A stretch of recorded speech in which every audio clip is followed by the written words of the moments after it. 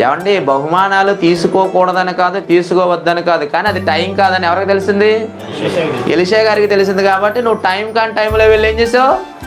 తీసుకున్నావు.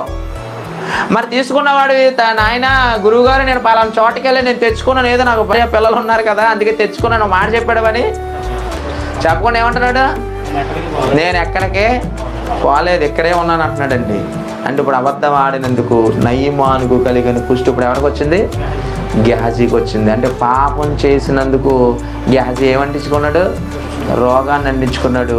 అతనికే కాదు అతని కుటుంబానికి కూడా రోగం వచ్చింది. అంటే ఆశించకూడనిది ఆశిస్తే వచ్చేది లాభం అనుకున్నావు కానీ కాదు, వచ్చేది రోగం. అందుకే 1 తిమోతి పత్రిక 6:10 ఉంటుంది. ఏమని? ధనాపేక్ష సమస్త కీడులకు మూలము. కొందరు ఆశించి ఏం చేశారట? విశ్వాసము నుంచి తొలగిపోయారట. ఆశించకూడనిది ఆశించామా? వచ్చేది ధనం అనుకుంటున్నావు, కాదు రోగం అది. ఈయన బహుమానాలు ఆశించాడు కానీ చివరికి నయమానికి వదిలిపోయిన రోగం ఈయనకి వచ్చింది, గెహజీకి వచ్చింది. అంటే పాపం వల్ల వచ్చి ఫలితం ఏంటి? రోగం.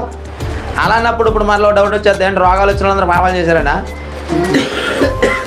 ఉద్దేశపూర్వకంగా చేసే పాపాల వల్ల రోగాలు వస్తే మనం ఉద్దేశపూర్వకంగా చేయని పాపాలు ఉంటాయి. మనం పాపం చేయకపోయినా మనం తినే తిండి వల్ల అవ్వచ్చు, వాతావరణం అవ్వచ్చు, దానివల్ల కొన్ని రోగాలు కూడా వస్తాయి. మనం తీసుకునే ఫుడ్ వల్ల, మనం ఉంటున్న లోకంలో జరుగుతున్న కొన్ని అస్తవ్యస్తమైన పనుల వల్ల మనకు ఏం కలగవచ్చు? నష్టం కలగవచ్చు. కానీ ఇక్కడికి ఎలీషా గారి దగ్గర ఉన్న గెహజీకి ఉద్దేశపూర్వకంగానే పాపం చేశాడు కనుక ఇతనికి ఏమొచ్చింది? రోగం వచ్చింది.